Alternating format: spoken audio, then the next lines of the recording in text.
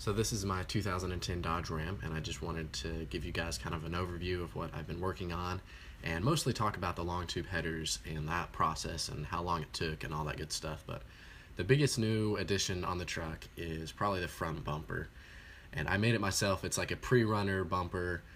It was my first time really welding. My grandfather had shown me a bit before, so I just kind of wanted to learn more and see what I could do on my own. And it took a long time, a lot of grinding, and it turned out pretty good. But I love the way it looks. I love the stance of the truck, and it didn't turn out too bad. The second thing is fender flares. Now on like the Ram Rebel and Lariats, they come stock, but I bought these aftermarket for, I think all four of them was $200 off Amazon, and it kind of spaces out the wheel well a bit. And I also put on 1.5-inch spacers on the truck. I was kind of worried. I wasn't sure how they would work and reliability and if they're gonna break, but overall I've been really impressed with them. No issues whatsoever, and they are, I want to say, all four of them are 1.5-inch hub-centric wheel spacers, and they have worked great. They are aluminum, but I love the stance on the truck, and you can see it kind of widens out the back tires just a bit, and handling, it just performs better on the street. Drivability is a lot better, and they've been great. Here they are right here. I think I got these on eBay for all four of them was about $200. Again, aluminum 1.5-inch spacers, makes the truck look great, especially with the fender flares. I've been really impressed with them. I really like them a lot. On the front, I did have to cut off the lower section so it would, kind of smooth out that whole area with the pre-runner bumper. The first thing I did was take off the old manifolds and put on the new headers. Now my stock wires, the front and the rear O2s, did not fit because the wiring was not long enough. I want to say one of them was. I want to say one of the rear ones was. But looked online, $70 for wire extensions. That's bull. So I went and I cut the wires and I soldered on a good between 6 to 8 inches depending on how much they needed on each O2 sensor. Wired everything up. I first did the front O2s, which are the most important, I would say. I put those in, they worked great, and then I did the rear O2s and I put those in. Now I knew I was gonna have to do something because no cats, you have to worry about that. You have to make sure you don't throw a check engine light, and one of the first things I tried was non-foulers, which are like spark plug spacers, and it worked for a bit. I actually had one of them on each side as far as the rear O2s, and that worked for a bit. I didn't have any check engine codes for maybe 100 miles, and then after my first road trip I started throwing codes of the rear O2s, pretty much sensing that something was off. I'll throw the codes up here.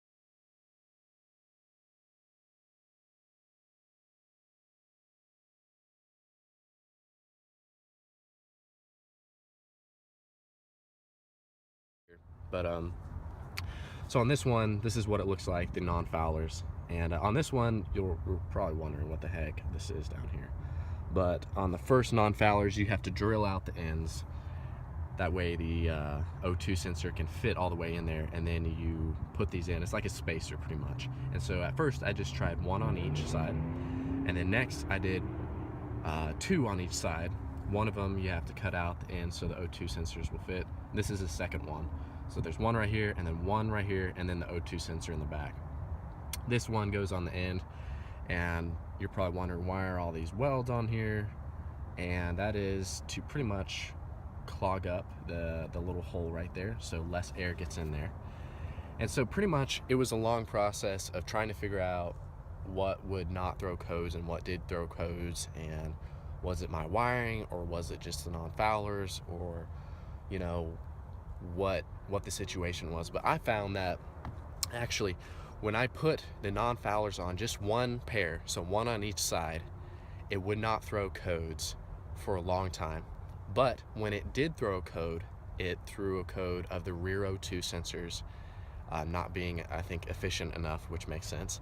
But With that, the MDS system, the 4 cylinders deactivation, would still work, meaning I would still get fine gas mileage. I didn't see a terrible, drop in gas mileage. But when I put the 2 spacers, non-foulers, on each side, so 2 on each side, and welded up the holes to where barely any air, I would not throw a rear O2 sensor code. I would throw an upper O2 sensor code, and it was a slow response code. Doesn't make any sense. But I wouldn't throw a slow response code when I just had one non-fouler on the rear O2. So it was a weird situation. In the end, I couldn't get something to work to where I never had a check engine light and things were perfect. I never was able to do that. After about 50 to 100 miles, depending, something would throw. And it was a long process. I thought I could manage it. I didn't want to spend the money for tune, although I know I needed it. I was going to wait until like a dyno tune or something. But I ended up having to spend, I want to say, about 200, and the guy tuned out the rear O2s, and also pretty much made the engine think that from the factory it never had rear O2s. And it has been flawless since. No codes, nothing at all. It's been running great, and it has fixed the problem. So with that comes, you're probably gonna have to get it tuned out. Now, I was convinced that I could work my way around it. I couldn't. You can temporarily, like I said, if you put one pair on each side, or one on each side of the drilled out non-foulers, you will throw a code eventually, but you can still drive and not get bad gas mileage. It'll still run, you just won't be able to use remote start, and you'll have an error code of the rear O2s not being efficient enough. And yeah, long process, but in the end I had to get it tuned out. So this is as good as a compilation as I can do. There's a bunch of pictures following, just showing different stuff. But the first thing you do is just take off the wheel well and the fender flares just to get better access. And there's a bunch of little bolts that you got to get to, and just pull that off so you can have access to each side. I started out with the right side, taking off the bolts and everything. You take off every bolt that holds it onto the engine, and that's where you start. I would take off both wheels. You'll have a lot easier access to work with, and you'll want as many extensions for the wrenches and stuff as you can. This whole process, just getting on the long tube headers, took me a good 6 hours. So best to start in the morning. Most of it I did on my own without anyone's help, but it's good to have an extra pair of hands. Another big thing is an oil dipstick tube. Here you can see it. It sticks down right where the long tube headers go, and unless you bend it way out of the way, you're going to have to deal with it.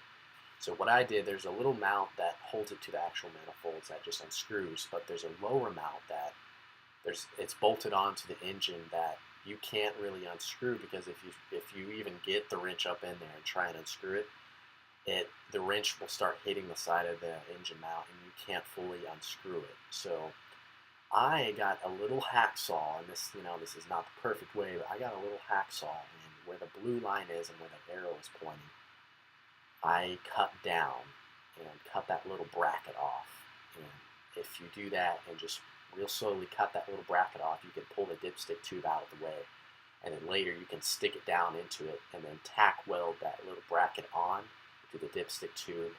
It's not a perfect way. I'm not going to say it's 100% the best way, but that's what I did. The red arrows is where the dipstick tube comes down. There's a wire harness in the way. It's really hard to get to if you've got a 4x4. The green arrows is where that bracket is, and the yellow is where the base of it resides. Again, it's so tough, but it's best to get that dipstick tube out of the way, because it goes straight through the middle of those long tube headers. Unless you drastically bend it out of the way, you're going to have to deal with that dipstick tube. So it's a pain, but you got to do what you got to do. So I ended up bending it out of the way and then taking off later, but I wish I would have gotten a little hacksaw and cut that little bracket off and just pulled the tube up and then tacked it back on later. But I had to do that in the end, so where I could check my oil again, So it's very careful, be very careful. It's a tedious process, but yeah, this is an old manifold, and I didn't even take off the cats from the original manifold. I just cut the whole thing at the bottom and took that whole section out. This is a little video of me just taking off those wiring harness connections. There's 4 of them. They're a pain in the butt to get to. They're tough, but you just gotta reach up and find them, and then wiggle them and get that clip off, and do the easier ones to access first. That way you know how to pop that clip off, but you gotta wiggle them like crazy. It's just tough. But yeah, that's where the headers are off, the stock headers, and that's the new ones. And then here's a picture of the headers sticking down when I got the O2 sensors back on. Here's another picture of later when I had a front left bolt snap on me, and the older your truck is, you might have 5 or 6. Hopefully not. You just go easy. Don't I wouldn't use a torque thing to get them off, but I ended up tack welding a line out, a bead out, and then you put a little nut over where that bead is, and you weld that nut on. Don't weld it to the to the engine, but you weld that on, and then you just do your best, and then you just get a wrench and unscrew that once you weld that little nut on, and the bolt will finally back out. It took me a good 6 tries, and you got to be really careful. Thankfully, the aluminum block, the welds, I don't think will stick really good. I think it's the aluminum block, so you just be very careful and tack weld that little bead out, put the nut over it, and then back it out with the wrench, and you'll eventually get it. Hopefully that doesn't happen. Again, the older the truck is, the more likely it is, but it will eventually back out. And if you don't do that, you might blow your gasket, so it's best to fix any manifolds before you do that.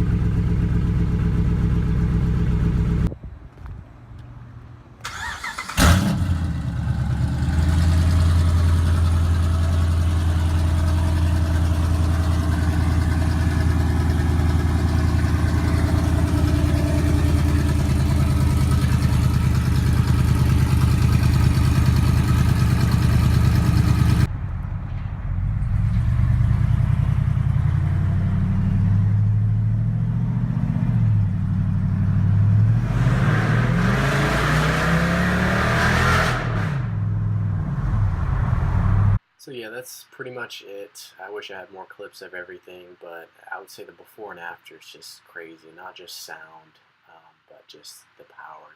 You can actually feel, even without a tune, you can feel you've got 20 more horses at the wheels, and it's good. And before the headers, straight pipe was it was loud and whatnot, but it was dull compared to this long tube headers. With the long tube headers, it was crackly and had this raspy tone to it, and just completely different sound. It's just something you kind of have to hear in person, but it's like a good 60% louder than regular straight pipe. It's nuts. You can legitimately get hearing damage from the straight pipe. And before the long tube headers, it was nothing compared. And it's just a beautiful sound that really just opens up the engine. And yeah, overall very happy with it. Just my advice is make sure you get any broken manifold bolts out, because I didn't have time to get that front one out. And so what I ended up doing is just putting everything together and dealing with it a few weeks later. By that time, it had already blown through the front of the new gasket, and I actually had to use my old gasket, which actually still worked. Still had a good seal. So make sure you get any broken manifold bolts out, and it's a tough process, but it's definitely worth it. And yeah, that's the end of the video. I guess just let me know if you guys have any questions. Thanks for watching.